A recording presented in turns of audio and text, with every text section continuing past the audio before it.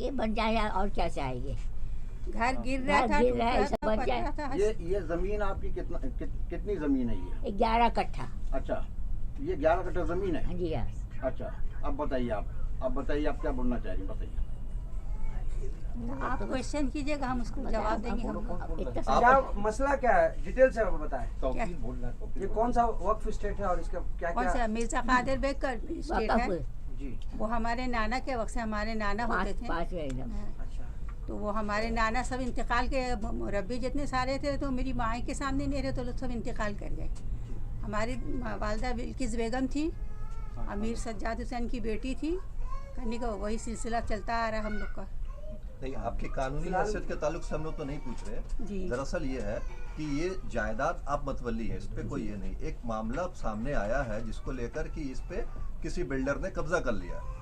आपको इस सिलसिले में वजाहत करनी है कि ऐसा हुआ या अब नहीं हुआ। एक दूसरा मेरा सवाल ये है कि ये आपको ज़रूरत पड़ी, क्यों ज़रूरत पड़ी? कहने को मिल रहा है, सुनने को ये आ रहा है कि इमाम बारगाह की हालत खस्ता होने की वजह कर, देखभाल का ना होने की वजह कर, उसके कमर्शियल इस्तेमाल के लिए इसको बिल्डिंग बनाने की इजाज़त पड़ी। 2 सवाल है, अम्मा आप ये बता दीजिए। हम बता देते हैं।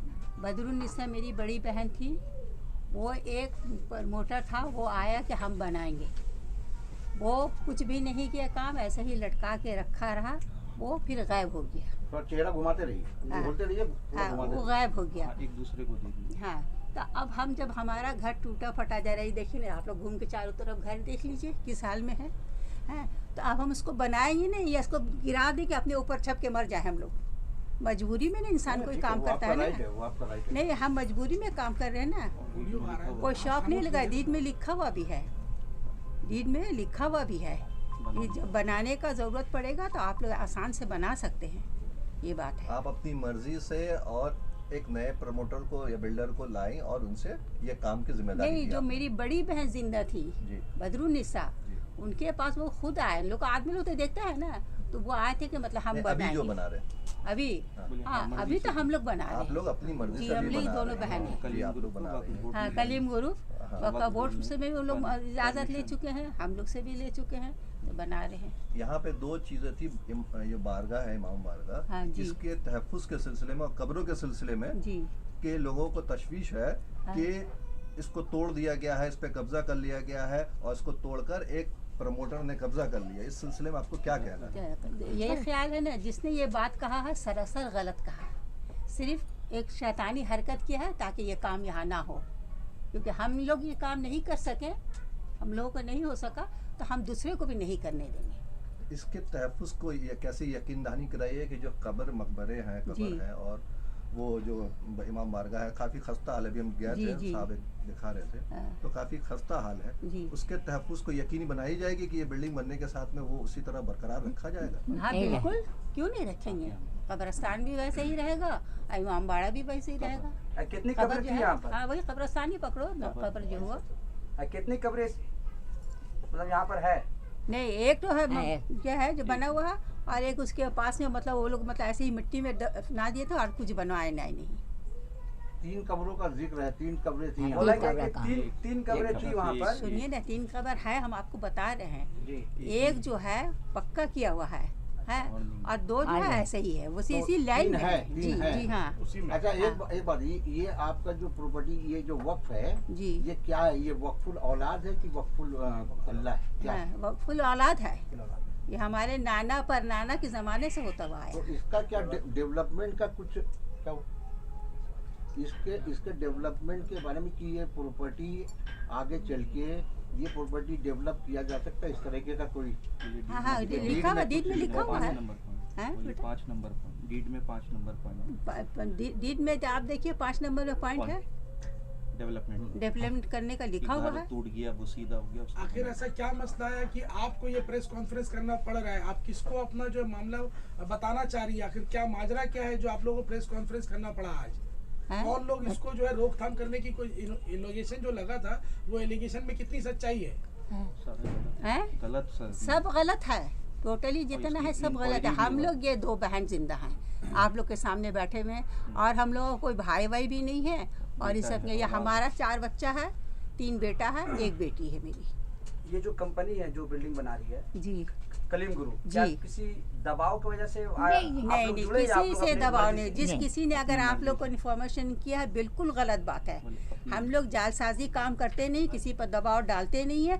हमारा घर टूटा फटा जा रहा, कोई भी हम प्रमोटर को दे सकते हैं। कलीम गुरु को जानते हैं, उनको बोला, वो अपना कर रहे हैं, आप काम कर रहे हैं। आपने इसको क्या किस कंडीशन में दिया? सेल आउट किया है क्या? किस कंडीशन नहीं में? नहीं, सेल आउट काहे करेंगे? क्या कंडीशन में आपने ये हैं? किया? वो बनाएंगे, हमारा चीज बना के हमको देंगे। नहीं, क्या कोई परसेंटेज एग्रीमेंट पूरा हुआ है। हाँ, कोई परसेंटेज, कोई मतलब आपका कुछ क्या है? वक्फ बोर्ड में जो पैसा हाँ, बताया सर। उस हिसाब से। सुनिए ना, वक्त बता करके हम लोग काम कर रहे हैं। हाँ। समझे? एक सवाल ये है कि जो अभी जो अंदर में इमाम बारगाह है, जैसे कि आप बता रही हैं, जी। लोगों का ये कहना है कि वो जो है पूरा खत्म हो चुका है।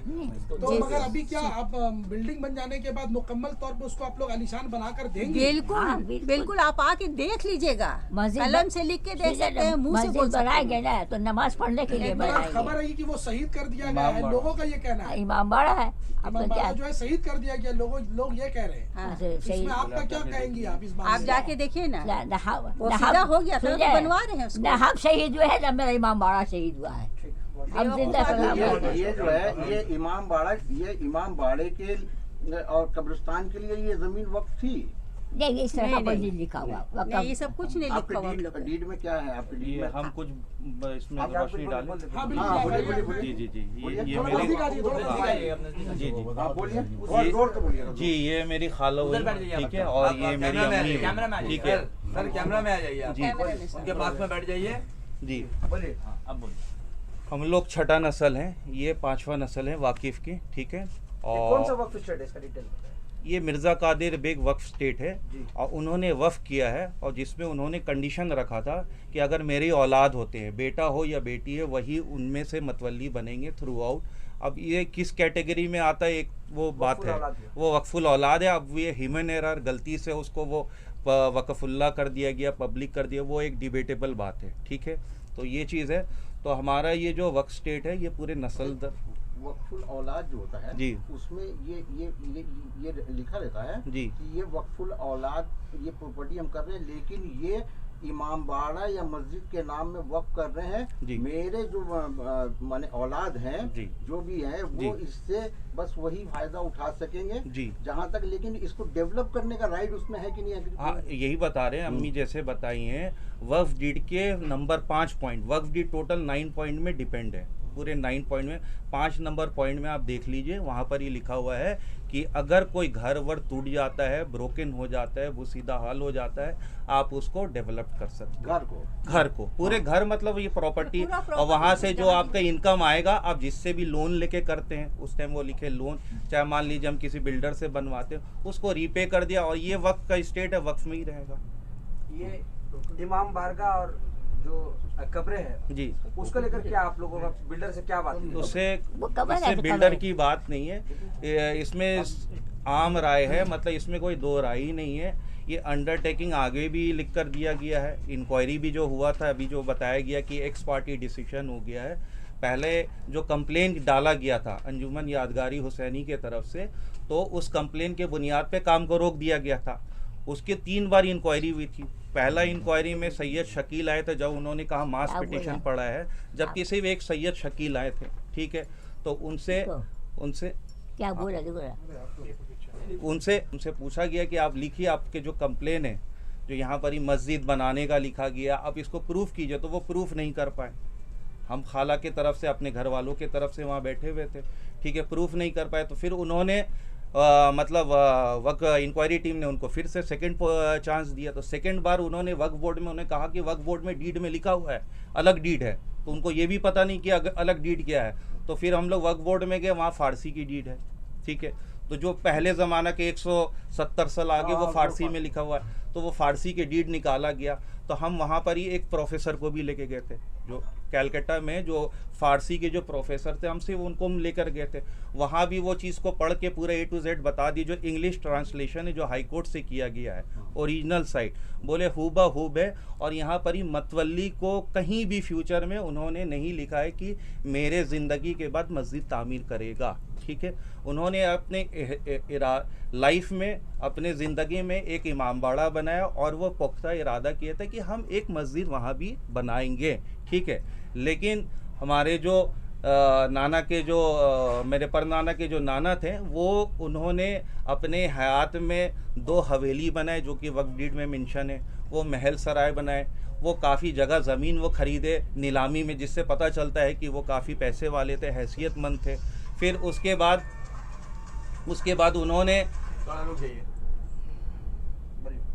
बाद उन्होंने बहुत से इंस्ट्रक्शन भी दिए, ठीक है। एक तो वो पैसा भी था, उनकी ज़िंदगी भी, अल्लाह उनको बहुत अच्छे हयात ज़िंदगी भी वो पाएँ।